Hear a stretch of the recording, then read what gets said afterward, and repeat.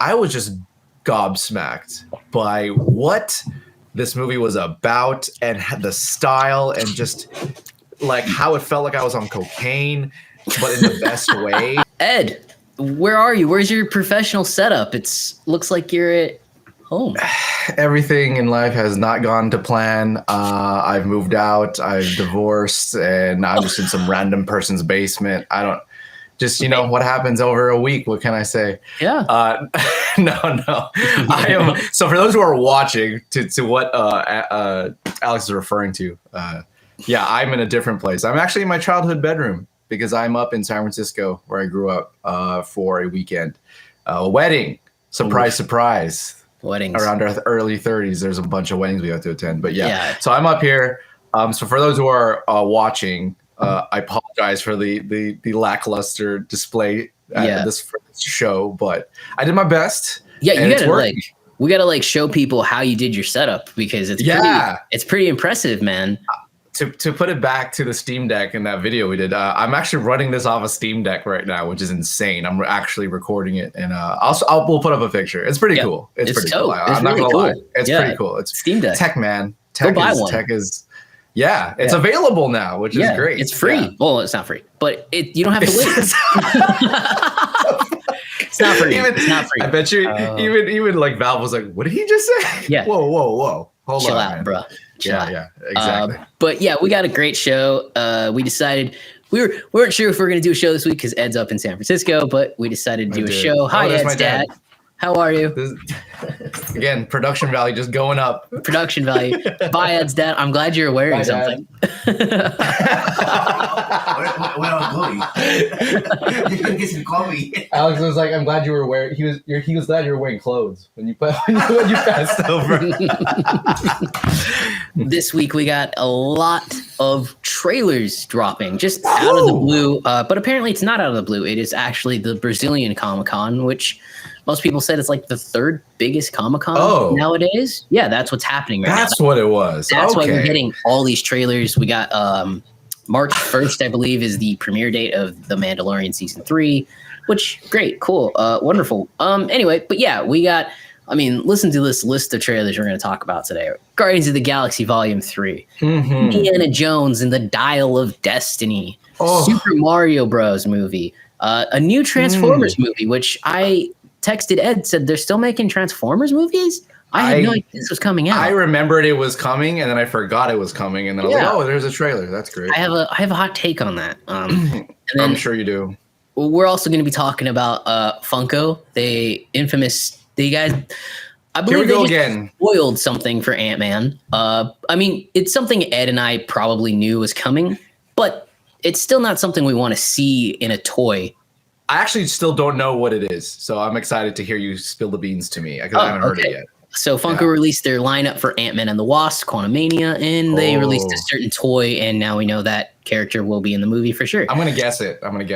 Yeah, and then we're doing the long-awaited RRR review. Triple R, Rise, Revolts. I don't remember the third one. I had no clue what it meant until the movie. Just to be clear, I had no clue what RRR meant. RRR, but it's been long-awaited. I watched it a while back. Ed finally got the chance to watch it. Very excited to talk about it. We have thoughts. But Ed, I'm going to let you pick. Which trailer did you want to start with? Oh, thank you. Oh, I love this. I love picking. Okay, I want to talk. I do want to let's talk indie first. I do want to talk about indie. Okay, indie. Yeah. So Indiana Jones and the Dial of Destiny. This is the first title we've been given for this movie. Before it's just been Indy 5. So we get the first trailer. It's pretty good trailer. It opens up on just, what feels like old school Last Crusade kind of cinematography. Yes. James Mangold really brings it. And I think there were high points of the trailer, and I think there are low points of the trailer. But what do you think? Give me your thoughts on the trailer. Ooh, that's an interesting take. I love that. I love how you just prefaced it with that. Okay. Yeah. Overall, I did really, really like the trailer. Particularly the visuals are a big plus for me. I think this looks great. I think Mangold already is doing a great job of emulating sort of that, the Spielbergian look while Yes. also it being feeling like his own, which is great. And I think, I mean, the VFX look amazing, and it looks like the cinematography in and of itself is some beautiful shots. I love that, and dynamic too. We got some shots in the dark with that plane and that motorcycle, and then we have bright shots in the in that parade that whatever they're at that looks beautiful. Something in New York City, I think it looks. Yeah, something in New York City, great. and then you know, some interesting action that looked awesome and practical. I mean, it looks fantastic. I'm definitely a little more hyped than I was now. I think, and so I think it looks great. Yeah, I mean, you know, it plays more like a teaser, I will say, even though it's its official first trailer. But we don't really know. It doesn't give too much about the narrative or anything like that, other than it's like, oh, it's Indy, and he's in New York. It's during like the Soviet, the space race. I think it's like it's the space race, and the Nazis are back. The Nazis are the bad guys. The Nazis are back because that's, you know, and hey. It's starting to sound more and more like Kanye is just like trying to up this movie's oh my gosh, watch value at this point. I think he said I'm not something. going into that. I don't know what he said today, but you know, this will, if there's anything, this movie will, as long as they defeat the Nazis in the movie, that will it'll be great. People will love it. And then you got Phoebe Waller-Bridge, who now we've figured out is his goddaughter. Yes. Which is, okay, cool. But nothing much more after that. And we got a little sneak peek of Mads Mikkelsen and Antonio Banderas. I didn't know Antonio Banderas was in this. I didn't know he was in it either. I was like, is that freaking Antonio Banderas? I was like, all right, cool. But yeah, overall, cool trailer. Cool. Yeah. I'm very excited. I'm excited to see more. What did you think? So I like the visuals. I loved the very beginning when it's Sala and him talking, and they're talking about kind of like, look, our adventure days are over, you know, and Sala's like, well, do they have to be? Are we sure? And I really loved that part. I was like, okay, that's the way to pull on the heartstrings. Sure. I agree with you. Most of the VFX looks good. There's this one shot where he's on a horse, and his head isn't centered on the stunt guy. Like if you I watched it a couple times. I was like, that doesn't look right to me. Like his head doesn't look like Indy's face is on the stunt actor in the right way. Is that near the end when he's like in this tunnel? No, like there's like it's like before that. It's in the city. And he's like, the horse is like rearing up, and he, and I was like, well, that looks a little weird. But other than that, good. I didn't watch this on a big. I've been watching on my phone because I've been off. Oh yeah, I watched on my. Maybe I gave it a little bit. I don't know. I didn't see that. So on my big monitor, I think the de-aging looks great. Dude, okay, since you brought up VFX, the de-aging little scene that happened. Holy shit, I'm scared. Like for the future a little bit now, because like I fully thought, I was like, my mind glitched for a second and went, wait, that's him, right? Yeah, like that's him. That's not him now. And it just looks so good. The deep faking is a problem. Yeah, it's great for art, but it's gonna be a problem for a lot of things, I'm sure. Yeah, we're gonna get good it. Lord. We'll find out. Anyway, I don't think we got a glimpse of Mads Mikkelsen's character in the trailer. No, we did. Oh, we did. We got one shot. He it's like with his still. It's the same one where he like kind of turns his head a little bit. It's like it's like a second and a half. Okay, it's super quick. Yeah. I thought I'm all pretty that sure. stuff was I don't know. great. I'm pretty sure that was him. Yeah. I thought all that stuff was great. What you didn't like? I don't like the title, Dial of Destiny. It's making me think that they're gonna do something with time travel, and then you see a de-aged Indy. Like, are we gonna see Indy meeting Indy? I don't really know. No, I don't. Like, that's what it sounds like to me. It's a good theory. I mean, I like it. I don't think so, though. I'm sure we're just gonna go back a little bit in like some little tiny flashback, and but like just to get a little backstory. No, I don't. When I first saw it, I think the title's whack, man. That's a little lackluster. Well, because if this is his last one, I just was expecting a little something more. Yeah, than the normal than the maybe regular. This one should be called The Last Crusade. But I was. So, like, I saw the trailer drop on YouTube, and I was like, is this for the new Indiana Jones video game that Bethesda's working on, Dial of Destiny? That was my immediate thought. I don't like the title at all. Yeah, that's a good one. I like that. And I think Phoebe Waller-Bridge, she plays Helena, and that's her Uncharted. Yeah, her goddaughter, Indy's goddaughter, and. Sure, we'll see. Look, Disney and women characters haven't been great. They don't have a good track record at the moment. And look, I've said to you before, I'm worried about the movie based on how test screenings have gone and how if we take those test screenings to be true, which yes. you know, maybe they are, maybe they aren't. Maybe they are. I don't know. But yeah, it's hard to tell. Look, if those test screenings are true, then we have something to be worried about. But Absolutely. the visuals of this look great, and it did enough to get me back on the right track to being excited for the film.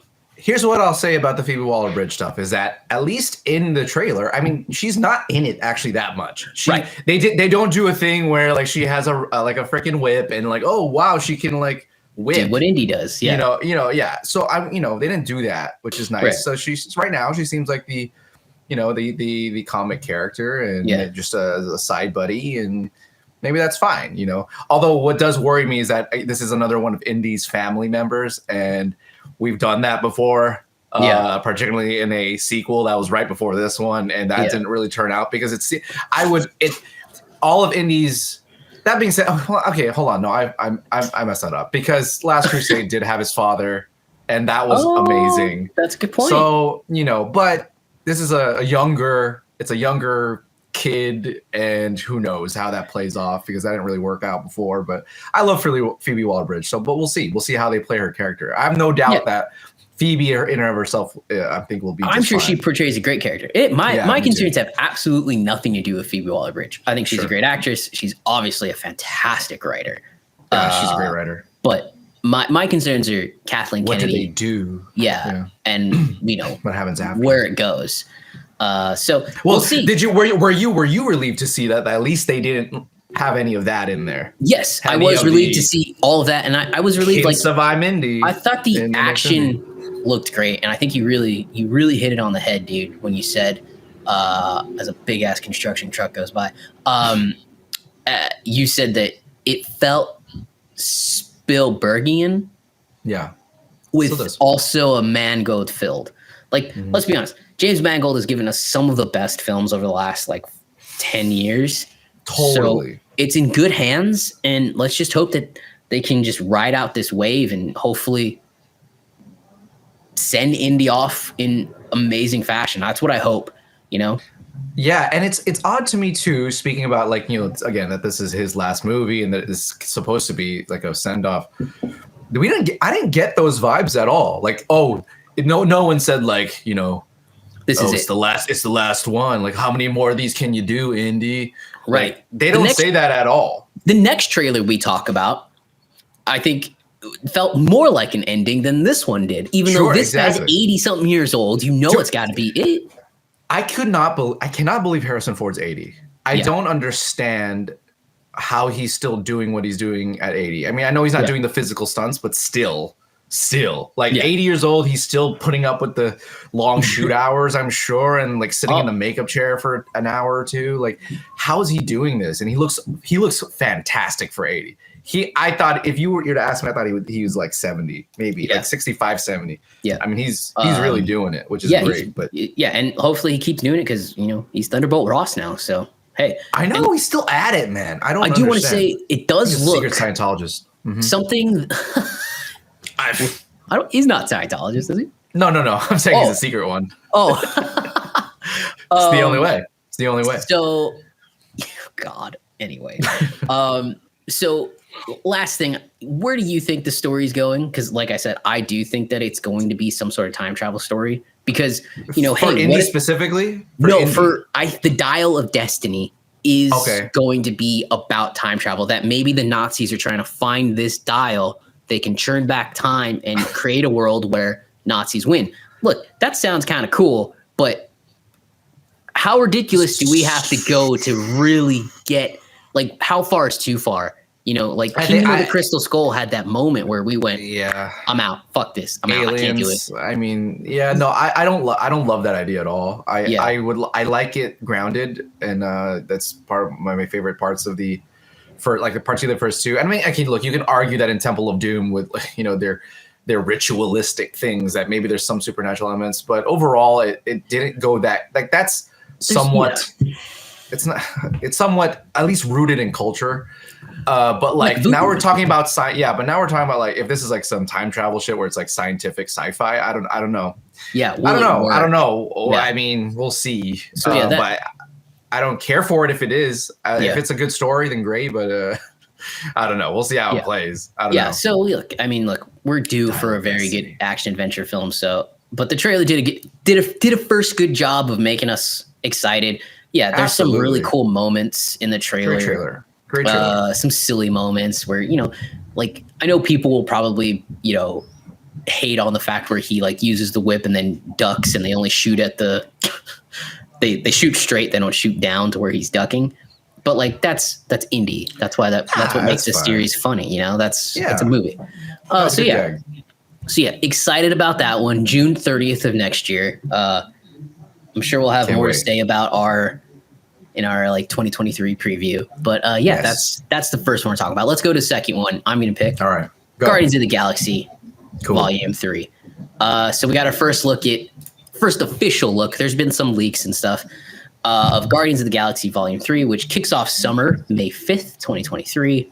And I am, first and foremost, Ed, I am so happy that they decided to release this trailer.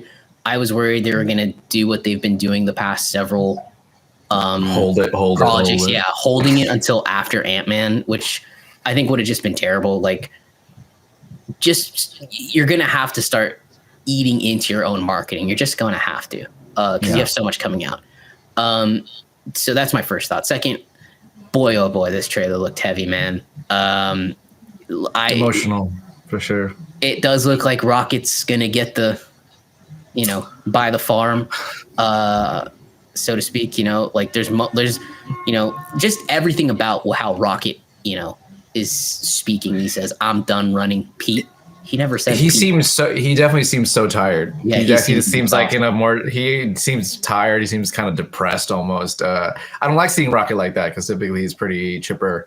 But there's something about Rocket in this movie that clearly he's going to be struggling with something. And as you said, he's kind of done. However that story wraps up. I think we saw his mother in it or something. Is he hugs that's another his partner? The otter? That's his partner? The otter? Yeah, the otter. That's his partner. That's his former partner. Yeah. So they're wait, like partner, like relationship partner, or like partner and like. I just know partner. I think like partner that they used to be like a duo. Oh shit, bro. Well, if that means anything, I'm sure like he died or something. We'll learn something. Like something's really eating up at him. And I'm sure we'll learn something like that. What'd you think of it? To be honest, I was actually a little disappointed. I thought it's fine. It's a fine trailer. I mean, it's not, but it didn't like wow didn't hype me. You up for it. No, it didn't really hype me up. Wow. But it's fine. I think we'll get a better one once it gets going, or in the next trailer, maybe Super Bowl. But I thought overall it was okay. I think it pretty much showed things that we were expecting and some things that were just like little weird, like the opening bit with where they go to we thought it was Earth, but it's like some kind of furry convention. I don't know. Yeah. And he hits and interacts with the kid with the ball. I was like, okay, that's funny. But I mean, the thing that I liked most, I got to see Adam Warlock for a second, which is great. He looks awesome. Yeah. He looks pretty cool. I'm down for that. I wonder how he plays into the story. Yeah. And we still actually really don't know what the story is, which I'm kind of cool with. Like just sort of not really knowing what exactly is the main thing that we're dealing with. We know it's emotionally heavy. We know that they're going to go through some stuff, and Gamora's there. And but like, what is this about? I'm not sure what this is still about. So really. We get peaks of Adam Warlock, and then we get peaks at the villain, the High Evolutionary. Yeah.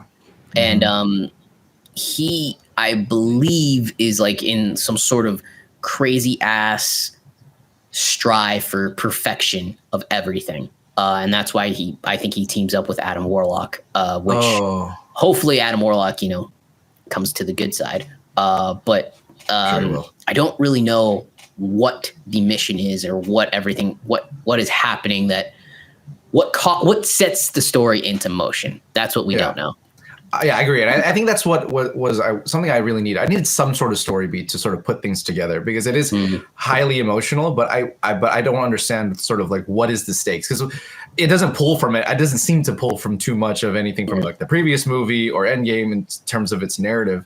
Right. And I just wanted something. I needed to like I need to know some beat. Like what are you guys doing? Like what is the thing that's happening? And again, I'm sure we'll get that in the next trailer. But and again, like one thing that disappointed me. It's a teaser trailer, but it's a teaser trailer for a movie that's in reality only 5 months away. It's really close. Is May 3rd. I mean, they call it an official trailer, right? Yeah, it's not. It definitely plays more like a teaser. It plays more like a teaser to yeah. me, but they call it an official. So whatever. The teaser should have been released, sometime in the summer, or September, I guess, if you will. But there's some really cool moments in the trailer. You're obviously disappointed in it.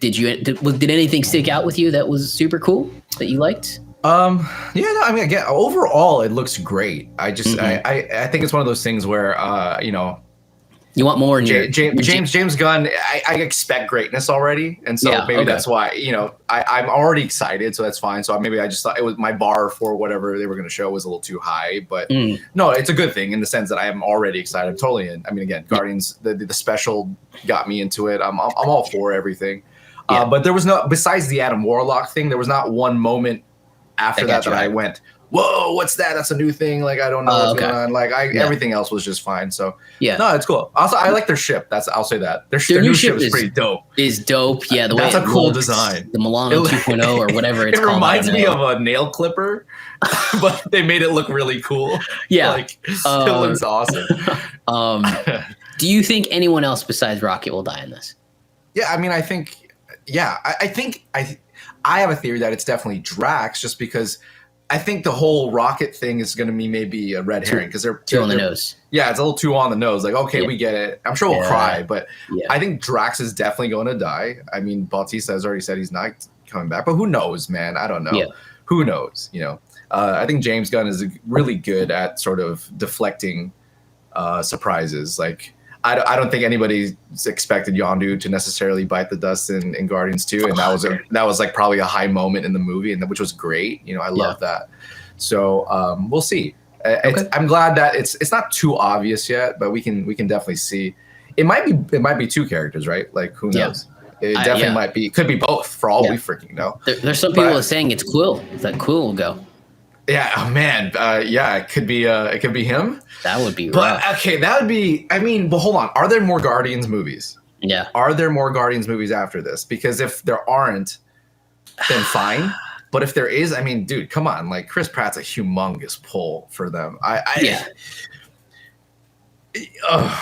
don't know. I think if Quill goes, look, I think maybe the original plan, maybe there were plans to let Quill kind of go. But after the year that they've had, and mostly the year and a half they've had introducing new characters with really only one kind of sticking on really well, and that's Shang-Chi, I think they need their legacy characters a little bit more than they thought they were going to. I would agree with you. So, like, look, I don't think Kamala Khan was the massive hit they needed it to be. No. I don't think She-Hulk was the massive hit they needed it to be. I could make an argument that I don't think Moon Knight was the massive hit they needed it to be. I don't think so either. I would agree with you. So, like, no one's really attaching to those characters. The Eternals, nobody attached to any of those guys. Like, Yelena's the only one you've hit lightning with, and that's solely because of Florence Pugh. So, yeah, I think that you need your legacy characters to stick around. So I'm assuming they're going to say, "Hey, Chris Pratt, we're going to keep you around." I think if Peter dies too, that's just such a nightmare of a life. What a tragic story. Like, I don't know if that's what James is going to want to end on. Is like, oh man, like this guy has been. I mean, they've been through a lot, but Peter particularly, like, it's just every movie something happens to Peter where someone fucking dies, and it's like, is this guy going to catch a break? Like, and if he froze again. Nope, my camera just. Sorry about that, anybody, but keep going. So I agree with you. I think we could have like a podcast on who's had it worse, Quill or Thor. Oh, fuck, Both of them have just been taken. And yet they're through the still ringer. the two of the most chipper characters, which is ironic. Exactly. Yeah. Is the irony of it, right? Mhm. Yeah. So I don't know. We'll see. We'll see. Yeah. All right. From one Chris Pratt thing to another, let's jump to the Super Mario trailer. Oh man. God, dude. I'm gonna go first. You got super dark again. There you go.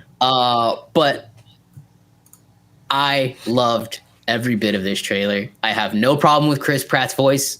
I have no problem with Charlie Day's voice. If you have a problem with Chris Pratt's voice, but then don't say shit about Charlie Day voice, who sounds even less Italian than Chris Pratt, at least Chris Pratt's trying. Charlie Day's not trying to sound Italian. Shut up. Who cares? We've never heard Mario say more than Yahoo or like that. Come on. It's a handful of lines. Yeah, let's go. You don't, that's all you hear. So like, he's getting a voice. Second of all, this is meant for kids. Chris Pratt's a big pull. People are going to go watch this. But besides the voice thing, I just thought all the stuff was pretty great in it. I didn't expect Donkey Kong to be in it. I thought that was a cool little, giveaway. Peach seems pretty cool. Bowser seems ridiculous and fun. And yeah, I'm excited. Rainbow Road, there's so many great little nods to the games. Mario Kart is in this. The Mario Kart. Yeah. It looks like there's in a Super Smash Bros. World at one point. They, you see him training on what would be a level from the game. Like, I think it's pretty cool. I think it's fair if you want to like critique that, maybe Mario seems like a bumbling idiot in the games. I don't think we've ever seen that. He's not a bumbling idiot, but I mean, he's not your typical hero, and they do up that. They don't pretend like he's some, Arnold Schwarzenegger type or Nathan Drake. He's not. He's exactly. So plumber. Yeah, he's a plumber, and this is like his origin story, it seems. But I love the trailer. I'm excited for it. I've seen a lot of people be very upset over Chris Pratt, and I just think that, like, you know what? If it was anybody else besides Chris Pratt, you wouldn't be upset about it. So shut up and just try to enjoy it. Yeah. What do you think of it? Look. Okay, the trailer himself, I really love too. I'm really excited for this movie. I think they're doing a great job with the animation, man. The animation looks great. Yes. It looks awesome. It looks wonderful. And that's all I like. The Mario Kart at the end with the Rainbow Road, I was like, oh, get out of here. This is so crazy. Like, I can't wait for this. This is like something that we've been waiting for so long. I'm sure they're going to pull from like every game possible. Like, we're going to see like the Rabid Rabbits or something. And just whatever. They're going to play tennis for no reason. Just go. Yeah. Tennis. Yeah. What I want to see in a future movie, if this is how they're selling it up, like this like crazy universe, I'm a big sucker for a Mario. Why am I forgetting it now? Mario Sunshine. I love that game. And so like him having the water thing would be fucking awesome. Anyways, really cool. Overall, I'm so excited, dude. It's awesome. But if we want to talk about freaking Accent Gate really quick. Accent Gate. I overall agree with you. I think people are going way too far about the accent. And it's being Chris Pratt and Charlie Day. And I agree with you. Dude, if you love Charlie Day's, then you can totally accept Chris Pratt as. I just don't understand the discrepancy there. Like, how do you are you okay with Chris with Day and then not Pratt? I don't understand that. And if you do, then I don't know what's wrong with you. You need to get checked. But I'll say this, and we talked about it a little bit. Yeah. What I am bothered by in terms of the voiceover is that I don't think that either actor is doing enough. Right, to change their voice. And I'm not saying they have to go from Jack Black to Bowser, right? Like, they don't have to like garble it like crazy. Although arguably he does have the best voice. Yes, I think in the he's trying. A good choice. Yeah, he's trying to do something else. But Charlie Day's doing Charlie Day and Chris Pratt's doing Chris Pratt. That's my big problem. And the reason why I have had issues because it just feels lazy. Yeah, it's the same reason that pull anything Kevin Hart in any of his animated voiceovers. He sounds like Kevin Hart. And I know the reason that they do that is because they want people to recognize their voice. They want them to recognize the voice so that they go see it. Yeah. But that's a new tactic. Before in other movies, like they did give it. they let the actors try to interpret the character themselves and do some sort of slight inflection. Good example is Toy Story, classic example. I don't hear really Tom Hanks anymore. No. Like when I watch, I'm like, I think that's Woody. Yeah. And of course it sounds like Tom Hanks, but he's acting. And you understand that he's playing a character. Yeah. Same thing with Tim Allen. Like I don't think of Tim Allen necessarily when I hear Buzz. I hear Buzz. Yeah. So that's what I'm talking about. Yeah. But here, Charlie Day is doing Charlie Day, and all I can hear is Charlie Day. I don't really hear Luigi, and that's my problem. Is like I don't even care so much that it's not a New York accent or an Italian or whatever. It's just I get the whole we need to pull. We need actors. But fine, say their name, but actually have them act because I just get kind of lazy, and all I can hear is Charlie Day and Chris Pratt, and that's just lazy. So that's my big problem. That's all I wish they would make better. I don't know if you've heard that really great story that Tom Hanks tells where he's in the elevator with a little girl and the mom says, "That's Woody," and Tom Hanks goes, "Yeah, I am," and the girl goes, "You don't sound like Woody," and he says, "Close your eyes." And then he does Woody's voice, and her eyes like light up, and because he changes his inflection, he actually acts through it. Yes, so you're 100% right about it. It's just it is what it is now because you're right. They don't want them to change their voices too much to get people in. But when Toy Story came out, 3D animated films like that, even animated films, they weren't. I don't know, a dime a dozen. We get like 5 a year now, right? Which is probably why Disney's struggling right now because their animated films are doing not great. And meanwhile, very poorly. DreamWorks and Illumination are killing it. Like Minions does insane business, and the new Puss in Boots movie. Oh yeah, I heard great stuff about it. It's getting amazing reviews. Yeah, it makes me want to watch it. Yeah, I want to go. The animation style looks great too. It looks great. Yeah. So but you're right. That's why they don't change their voices or anything like that. Like even. We just Despicable Me. Steve Carell changes his voice to be Groot. Yeah. And it's great. Yes. And that's why people love it. Exactly. I do completely agree with you on that front. Like, they probably aren't doing enough. But overall, the trailer was great. No, I'm excited. It looks great. It looks awesome. Yeah, it looks really looks fun. I do think the first trailer was better, but this is I liked this trailer better. Oh, interesting. Okay, yeah. Yeah, I really liked as a trailer in and of itself. I like the first one more, but this is fine. I get it. Yeah. I get the reason for this trailer. It looks awesome. Yeah. All right, let's finish off the trailer talk with Transformers: Rise of the Beasts, or I don't even know the title of the movie. Transformers. I really wish they just called it Beast Wars, man. That'd have been awesome. Is that what it's called? It is Rise of the Beasts. It's based on Beast Wars, which is the childhood, which is our childhood. Cartoon that we watched. I don't know if you watched it, but no, I did. I loved Beast Wars. So was cool. What did you think of the trailer, man? I jumped ship from Transformers a long time ago, man. I don't give a shit. But I will say, as a fan of Beast Wars, and I had all the toys. When Optimus Primal came out, a little bit of my heart opened up, and I was like, that's cool. I love that. And Cheetor, of course, which I wish they had shown him talking, but they didn't. But yeah, it was cool to see finally the animal versions, the primal versions of our characters finally on screen. Yeah. But I don't expect any of these movies to be great, and so this doesn't look too much different from what already has come. Yeah.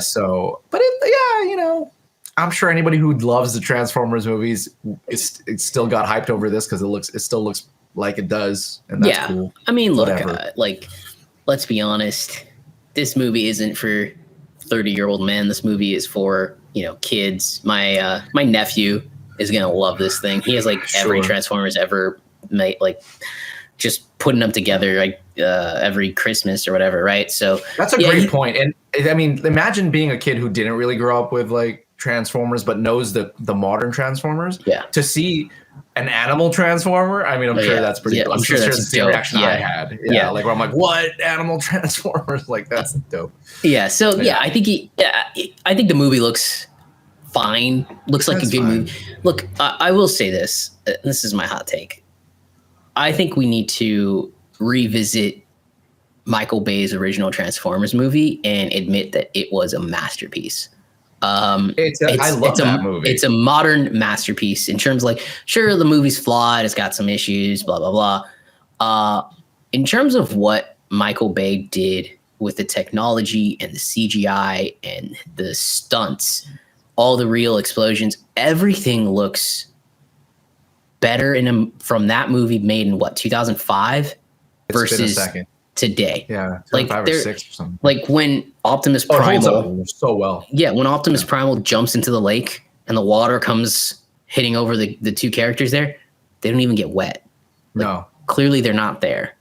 Yeah. So, you know, and there's other scenes where, you know, the scene's meant to make the main character look cool, where he steps out of the car and then the transformer turns, but like that doesn't look all that great. It's not really smooth. No, it looks okay. No. Yeah, so like how can something from 20 years ago look better than something today? I agree. Like how are we here at that point?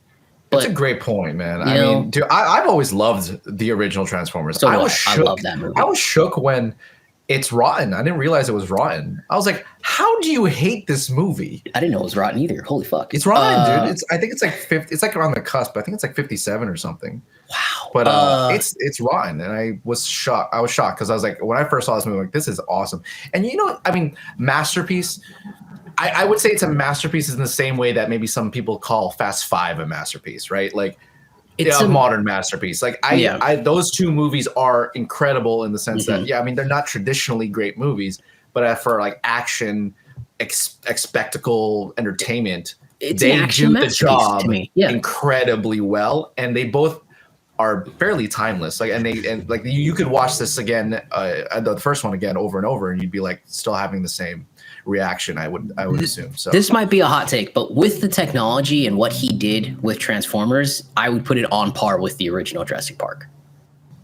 Wow. That's how much I think. Like, and I think I don't know. I should look into it more. But what he did with the time and everything he had, and I mean, when you watch behind the scenes footage of him using blowing up actual buses and then putting the machines there, like the time and effort that it takes to do it's just stuff that you don't get anymore. The blocking is right. You're right. You're absolutely right. And the bone bus scene, the bone crusher bus scene, so cool. Yeah. I actually added that into one of my RT Essentials, like best of action scenes list of a certain era, because I thought it really was. I mean, and it is. I still think it holds up. It's an incredible sequence. Yeah. Like just the bus splitting open and then getting it to match like this never before done character in CGI. Right. And it looked so good. The way it was shot was also really well done. Also, if you remember that the way that scene starts out is that the camera's underneath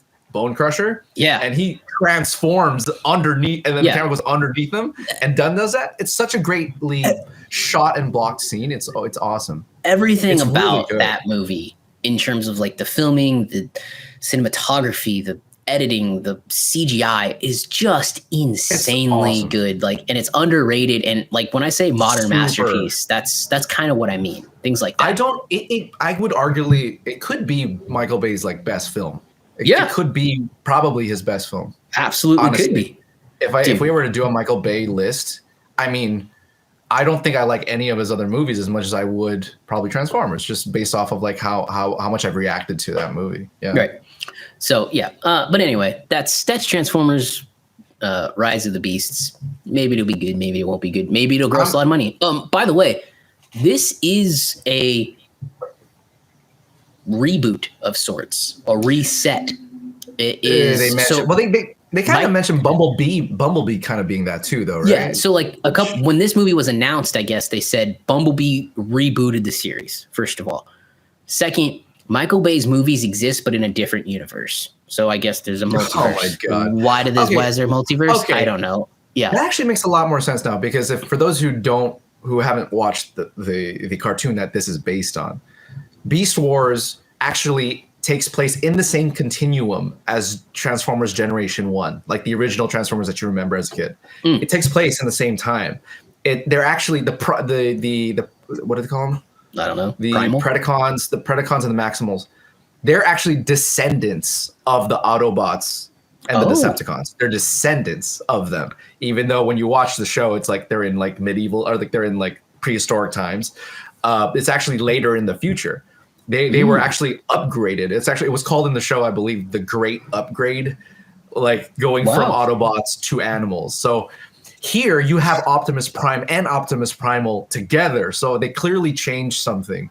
And so that's interesting. But they're technically two Primal. They're two Primes on screen at the same time.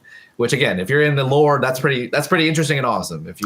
But it's definitely a diversion from the show. So that's interesting. Well, there you go. There's some Optimus Prime news from Primal. And, hey, I loved it. It was one of my favorite. I loved it. I never watched as a kid. You never watched it? Don't watch it now. The CG, because it was one of the first computer generated kid shows to ever be done. It's horrible. As a kid, I didn't know, and I just didn't care. But it looks like ass. It looks like it was done in Microsoft Paint. Well, like it's not great. As kids, that's stuff we don't care about. Yeah, no, the show's still great. It's awesome, but it doesn't hold up by any means. But anyways, all right. So, last little bit of news: Funko added again. So, Ant-Man and the Wasp: Quantumania comes out in February. Pretty close, 2 months away, right? They released their Funko Pops, and they've been pretty good recently about not releasing like the spoiler pops. But front and center on their Instagram page, there it is, MODOK himself. The design is released for the first time to the public. Oh, MODOK is there. We don't know who's playing MODOK. We don't know anything about MODOK, but there had been rumors that it's actually MODOK that's the villain of the film, not Kang, which is why Kang at the end of that first trailer is asking Ant-Man for help. You help me with MODOK, I help you later on. I like it. Yeah, so like, you introduce this guy as not that bad of a guy. Hey, maybe you're actually making a good villain, Marvel, for the first time. It's not been confirmed. It's been confirmed. Okay, got it. Now it's been confirmed. I thought it was a completely new character because we if anybody who's following the event circuit knows that people saw MODOK in the unreleased footage. It was the footage shown in the events, and they were like, "Is that MODOK?" Right. So now it's confirmed. Okay. Now it's confirmed. That's great. Yeah, that's great. Hey, but Funko, when toys people, what's up with that? Chill out. I mean, Lego did it with Shuri. They leaked that it was Shuri as the Black Panther, which again, everybody knew it was going to be Shuri, but still, no. Don't Come on. Release it. I don't know. How can these studios not have any pull over these toy companies? I don't know. Also, I can understand maybe Shuri because like she becomes the main pull to buy those toys, but MODOK? Yeah. Does any kid know who MODOK is? Why is that necessary? I haven't bought a Funko Pop in years, so. Me too. But I have a lot. So, but yeah, why? I assume it's because of the production time. Like there's no choice. Like they have to really. I don't know. I don't know what it is, but I wish they would. I wish they would curb that because it's really annoying. Yeah, it's really annoying to have a movie spoiled for at least movie cinephiles, right? I mean, I get it for kids, but cinephiles, like, dude, nobody likes being spoiled this stuff. Come on, man. Yeah, there are legit people who go into movies not watching any trailers, and then they'll see, hey, if they follow Funko Pop on Instagram, they'll be like, wait, MODOK's in this movie? What the fuck? That's super annoying. It's kind of interesting, but I think it means that we're probably going to get another trailer here for Ant-Man and the Wasp: Quantumania. Introducing MODOK? Yeah, that'd be cool. Probably. Yeah. I would assume if there's one more trailer, you're releasing it with Avatar. Maybe. Yeah, my guess is Avatar, maybe January. It's very possible, yeah. I mean, I'll definitely at least by the Super Bowl, 100%. Right. I mean, the movie comes out a couple weeks after, right? Oh, wait, you're right. Oh, yeah, well, then there you go. Oh, then you're right. That's probably going to be before that. And then some they're not spending that much money. Spots by then. Yeah. With MODOK there. All right. But that's that news. That. Yeah, just really quick because it's just something that's interesting. All right. Now into should we jump into a quick review? I guess so. I'm really excited to talk about it, to be honest. Okay, so RRR, the Bollywood action film that has kind of taken this world by storm. As Bollywood movies go, yes, I would consider it yes, for sure. Absolutely, yeah. It's the tale of two basically revolutionaries. Real life revolutionaries, which I didn't learn until afterwards. Yes. They actually existed. Real life revolutionaries that, had kind of opposite routes of doing the same thing. And they end up becoming friends. And it is basically about them fighting back against British colonization in India. and it is in, I think it's the 1920s is when we're at. I believe so. Yes. I think you're right. Yes. 1920s. 1920s. And you know, I'll let you go first. Me? Yeah, you go first. Okay. You give me your Well, thoughts on the overall thoughts on the film first. Okay, first of all, I want to preface with the fact that I actually didn't know too much about the film. Oh, wait. At all, narratively speaking.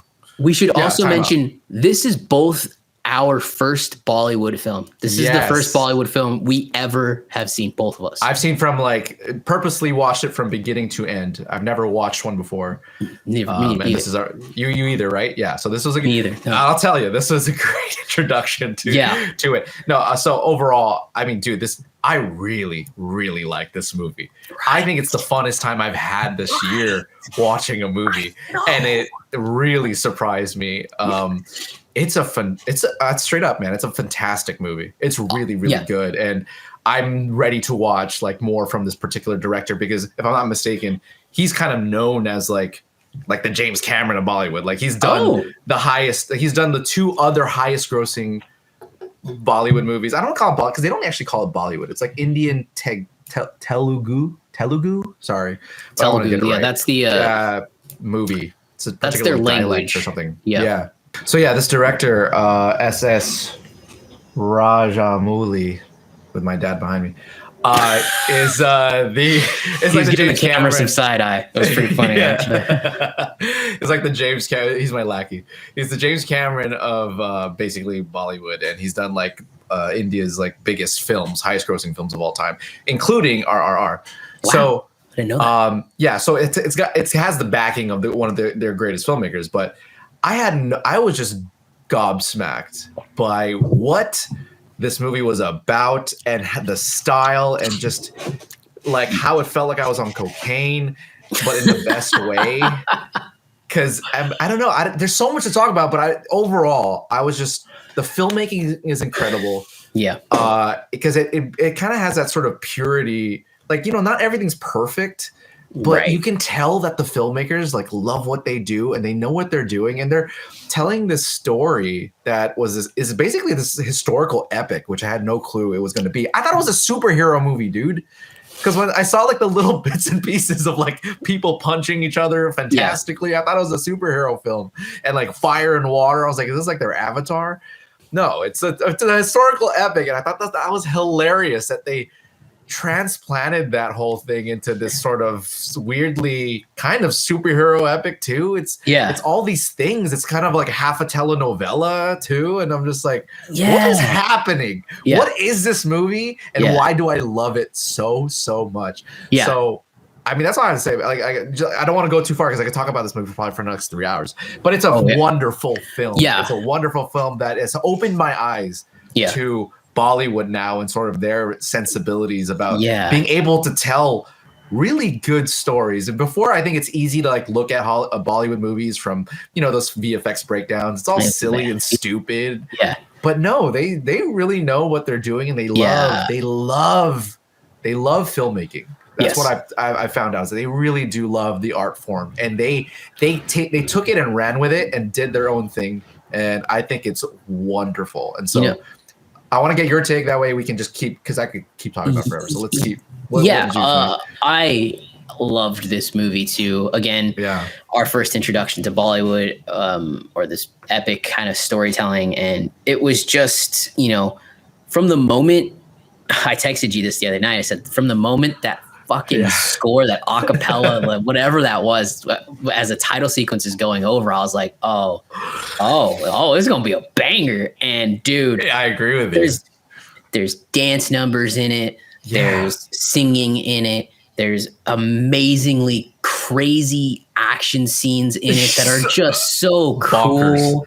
And they're cool. Yeah, they're really cool. And they're shot really well. You introduced to these like two characters, kind of like in this sort of little epilogue kind of thing, or prologue to the story, and then you get into the story and realize what's going on. And as you go deeper and deeper, you go, whoa. Is he really going to portray him? And then you're like, oh my God, no, he has the same mission as this guy. And it does a really good job peeling those onions, layers back for you. That most like action films that look this way and sound this ridiculous would not care to do. No. And it's here. It's layered. present. It's like, again, it's like a James Cameron, Michael Bay had a baby movie.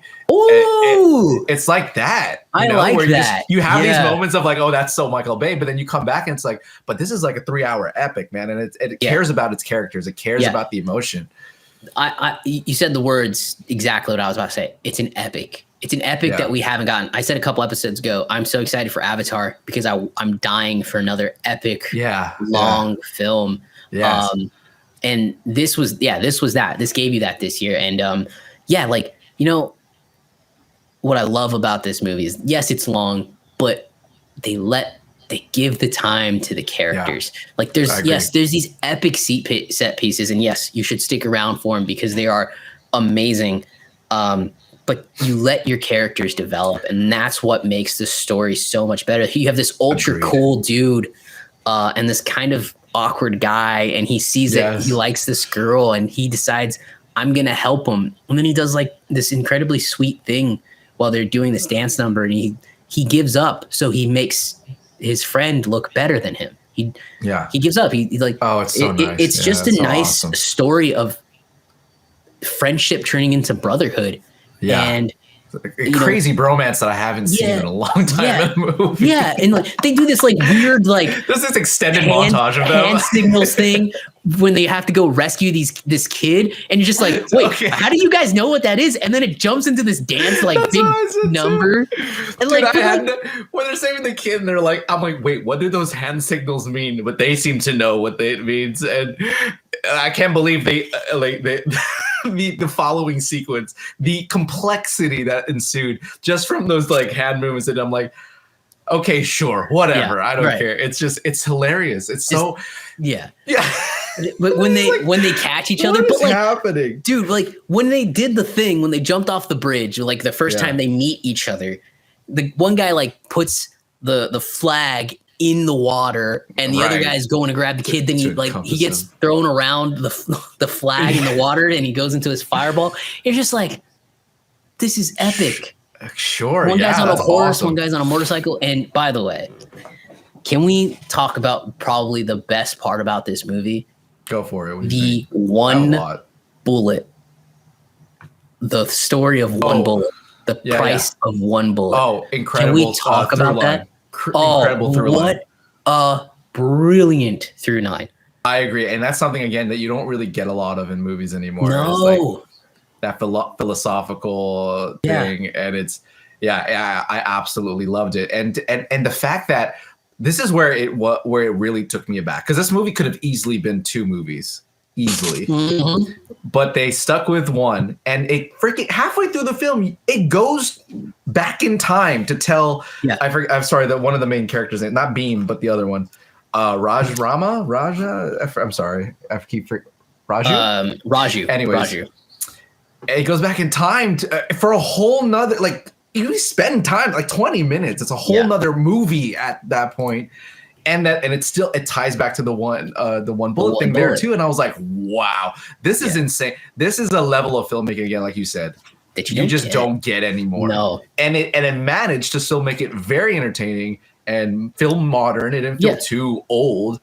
It's incredible. Yeah, but I love that through line too. It was great. The movie, how much does it cost? I would go to, again, this is another movie where you're like, in 2022, do you think we'd be sitting here saying Top Gun, a multiverse movie, not the Marvel movie, and these are my top 3 movies easily this year. Oh, 100%. Yeah, RRR almost immediately became like, whoa, okay, this is something else. This is something I really, really love. Yeah. Yeah, no, I agree.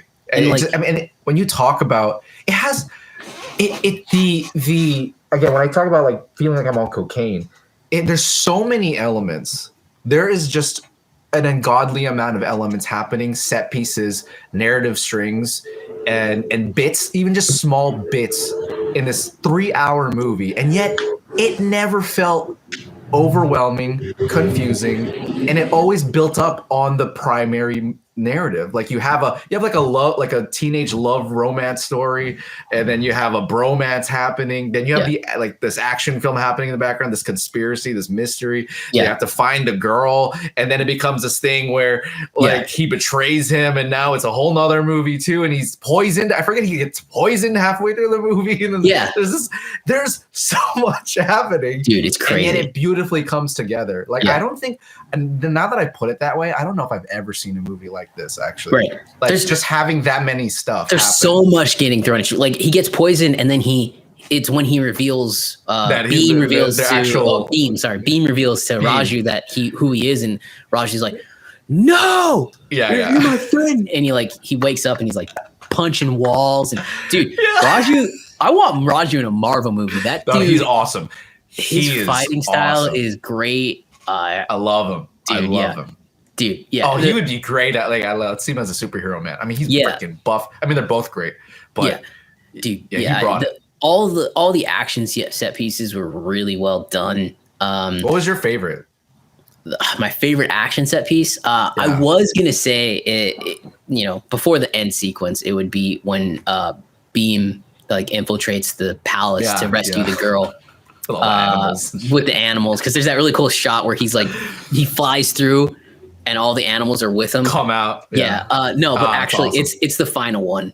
It's the final very final shot scene where the guy has the gun, and then through the water you see the arrow kind of do its little and come through, and then it leads to this insane fight sequence where he fucking picks up a motorcycle and throws it at a guy, and all of that. Yeah, the forest. In the forest, right? The forest scene, the forest battle was my favorite.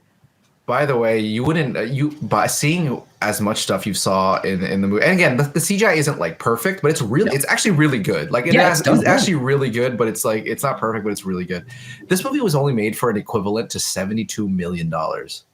Wow, $72 million. That's nothing.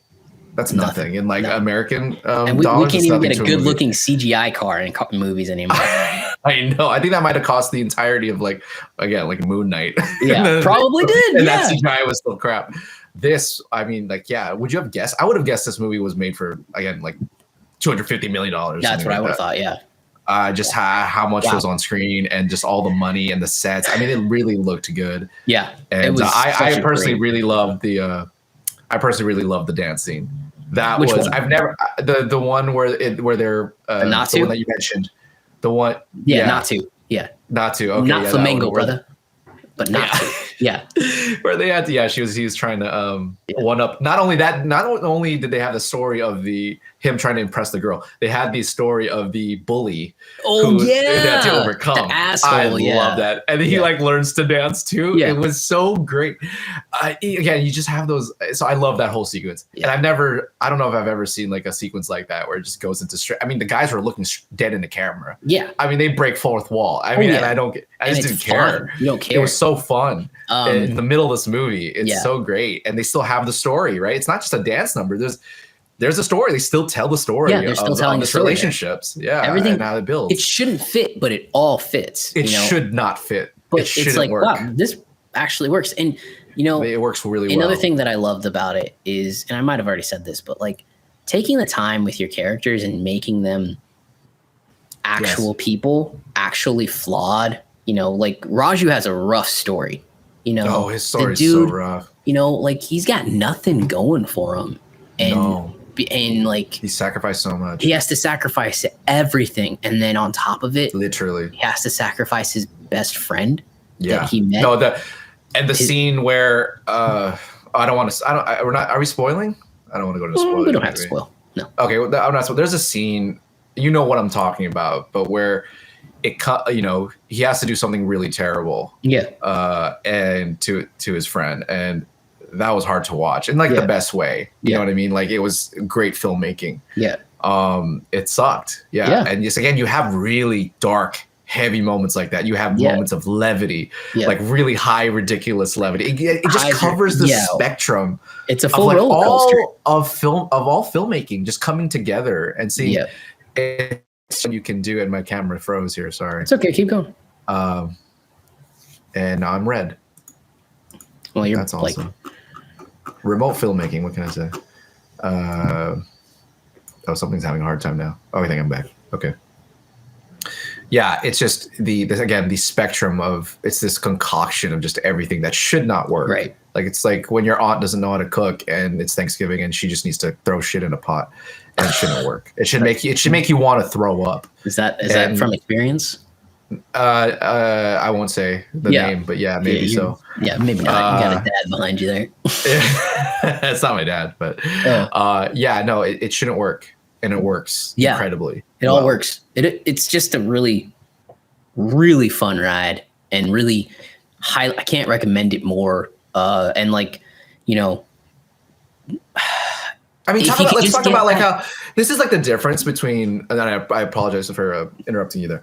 But it's like a great, you go with, let's see, look, Miss Marvel, right? It's the easy thing to come to because like seriously, like they want to like shoehorn in like, oh, it's an Indian like superhero and we get to learn about their culture, and it's like, but you don't get to feel that, right? But like imagine if this movie was directed by a guy like this. Yeah. And you really get a taste of like what the sensibilities are of India and our artistry, and like I wouldn't have a problem with that, right? Imagine like if Miss Marvel was handled as a Bollywood film. Yeah, how cool would that be? Right? Instead of feeling like, oh, here's just like we're shoehorning in an Indian superhero because we need to into like, the Marvel formula, and like it just feels so cheap. Yeah. But like go all in. Like I think Shang-Chi kind of gets there a little bit because again, it gives us a taste of it goes that full DBZ martial mode. arts, right? Yeah, it goes DBZ mode. It gives you a taste of that. And I think, and again, it could have went even further and I would have been perfectly fine with that. But like imagine like this being in mainstream, and it's okay. Like you don't have to shoehorn it, just direct it like with this guy. Have him do it and he'll bring it, Yeah. I love that. I wish it was more of that. Yeah, I agree. Awesome. Like the director of Parasite, Bong Joon-ho. Oh, yeah. Yeah. He said a couple years ago at the Oscars when he won, your world will open up so much more when you open yourself up to reading the subtitles. Text. Yeah. And he's wrong. I mean, he's not wrong. He's not wrong. No. 100% right. And like, Parasite was a movie I don't think I would have ever watched if it wasn't for Ed and a couple other friends kind of telling me I need to go watch it. And we had one of the most memorable experiences with me watching it. But like this is another one. If we don't have a podcast, I don't think we're watching this. And this is. I agree with that. It was just such a great film, and there was just it made me so happy and also made me so sad for how like lackluster our films have been recently. 100%. So bland compared. I mean, literally everything feels so bland compared to this movie now. Yeah, look, movies are going out of their way to give us, you're gender swapping everybody, or you're you're making the man be an absolute asshole so you can build up the woman, and it's just like you don't actually have to do any of that. Right. You can build a character, and you can let the audience decide who they agree with. And that's what this movie does. You're given two sides of how to fight a revolution, and you pick one, and then you realize the sides kind of meld. It was really well done storytelling. And again, I cannot get over how amazing that through line of the cost of a bullet. The bullet, yeah. The cost of a bullet is one of the greatest through lines I've ever heard in cinema history. I'm not gonna lie. I love it. I wouldn't disagree with you on that. It was a beautiful story. And we're getting a sequel. Everything else. Oh, are we? They announced a couple days ago. No way. Yeah, a sequel, same director, same writer. They're coming back. Oh man. Yeah. You already know what I'm gonna do. Heck yeah, I'm all for it. Let's do it. Go watch that in a theater is what we're gonna do. I hope so. Yeah, and thank goodness for Netflix again. They're really kind of turning their stuff around, like with this kind of stuff. Hopefully this is a great thing. Great for choice Netflix to have. Yeah. I do wish it was in the original language. This is dubbed. It's dubbed. It's dubbed in Hindi, not in Telugu. Telugu, yeah. Sorry. Telugu. Telugu. Yeah, it's not dubbed in Telugu, but I do wish it was in Telugu. Other than that, man, that's all I have to say. This was a fantastic ride, and I really wish everyone should go see this movie. Yeah, absolutely. If you have a Netflix subscription, watch this movie. It's 100%. So good. It's incredible. Yeah, it really I don't know. I don't think I've ever seen a movie like it. Yeah, I agree. And those who haven't seen, particularly like a Bollywood Telugu movie, it's a great introduction to sort of what they're about. Do you have any issues? Do you have any issues with the movie? I don't. I mean, I'm not going to call it a perfect movie, but like, do I take issues with anything with it? No. I think it like for a 3-hour movie, it's well paced. I don't know. I don't have any issues with it. No. There was something about it that I originally, when I first saw it, thought I was going to have an issue with. Okay. I typically do when it's not done well. But for me, I thought for whatever reason, it kind of was just endearing. And again, I think it spoke to just Indian filmmaking in general. You know, the telenovela moments. I really don't like it. I typically don't care for telenovelas, and I don't like it when another production has to resort to that, because typically it's cheap, right? It looks cheap. It's typically meant to be cheap, right? And you have those moments here. Yeah, absolutely. But I thought they worked for whatever reason. I didn't care. I just didn't care. Yeah, I thought they worked really, really well, and that's what really surprised me. Is that like, because it even like plays and looks cheap, but for whatever reason I didn't care. It just worked here. Yeah, and I don't know. I can't really explain why. Because like you see these things go like, how did you just have that incredible CGI like fight scene and then resort to that? Yeah. And then, but at the same time, it didn't bother me at all. Right. Like, I still have to think about it. But anyways, I just, Yeah, I think I would agree with you. Typically, I would get bothered by the telenovela moments or maybe even the musical moments, but everything in this film works in the universe. It all works well together. I agree with you. Crazy. It'd be great to do a dissection of the film and like post it up against like modern filmmaking in general, because I think there's a lot that Hollywood could learn from this film. 100%. Because these are things that just shouldn't work, and it does. And it does. It just does so well, and I can learn a lot from it. There's like old '90s tropes with some of the vignettes that you don't do anymore. There's some parts that definitely feel nostalgic. Like it actually reminds me of like, again, like old Asian Chinese movies that I would see. It has that like feel and that just vibe. That vibe. Yeah. It reminds me of that time back then where it's like kind of cheaper filmmaking, but really good filmmaking. Yeah. And again, I feel like in modern times, we feel like everything has to be so damn polished. Yeah. Just so too clean and just too perfect that like people forget sort of like the magic. Like we don't necessarily have to be completely fooled in order to attach. Go ahead. Go ahead. No, a great example of that is when Raju, when we get kind of first introduced to Raju, he's at there's this massive riot around him, and they're in like an outpost. Oh my god, I totally forgot about that sequence. He goes and gets the guy that throws a rock over and hits one of the generals, right? And like, do you remember? Like, the only film I can think of it comes to mind at the moment, like in Lord of the Rings, when Aragorn is the Fellowship of the Ring, he's fighting the orc that is this massive unit. Do you remember that fight and how exhausted they both looked? And that's why you were so like tired, enthralled in it, because you're just like you were exhausted watching them fight. You feel like you're in that like, fight. Oh my gosh, you're as exhausted as they are. Yeah. Is he going to be able to beat this guy? And how violent the orc was. That's what this felt like. But that you don't see that anymore. You see people never get tired, especially like women superheroes now. Yeah. They never get tired. They never get winded. Like you see this whole sequence play out, and you see Raju get beat up hard. There's people hitting him from all over the place. He looks exhausted, but he gets his guy and he throws him over the fence, and then he goes and picks up his hat and then like re-stands at attention. You're just like, fuck, I'm exhausted watching that. Yeah. But that's stuff, like, you go to your point about, we could go dissect the film. That's stuff you don't see in modern cinema anymore. No. Like, they would skip all that. Yeah. They would skip all that. Be like, that's not interesting. It's too long. Yeah, exactly. Like you want people to be exhausted in fights and long drawn out sequences like that because you would be because you're not superhuman. Yeah. So yeah, and this I agree with you. In this movie, if it was screened to execs before it was released, they'd be like, "What is this?" They'd be tired of this movie. Like they just wouldn't care for any of the beginning. I don't think so. Be like, "What is this?" And that's sad. I think it's sad to think that like we have people up there going like they don't give it a chance just because it doesn't read like modern stuff. And it's like do you see the filmmaking here though, dude? It's like it's really good. And dude, that sequence is insane. Yeah.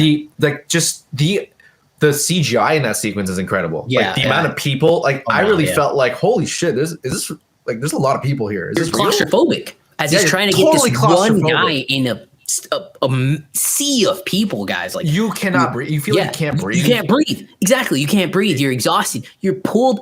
It's cinema we don't get anymore because it's stuff you're pulled into, and you just don't get that anymore. No, too much CGI. Most of the time it's like spoon fed or like they just want to get past it. Like people don't want to like. They don't believe in like visual filmmaking anymore, where you just let the audience like take it in, let their mind, if it's done well. And this is an instance where it is really done well. Yeah. Like the guy knows what he's doing. Exactly. It's incredible. Anyways, what an achievement in cinema.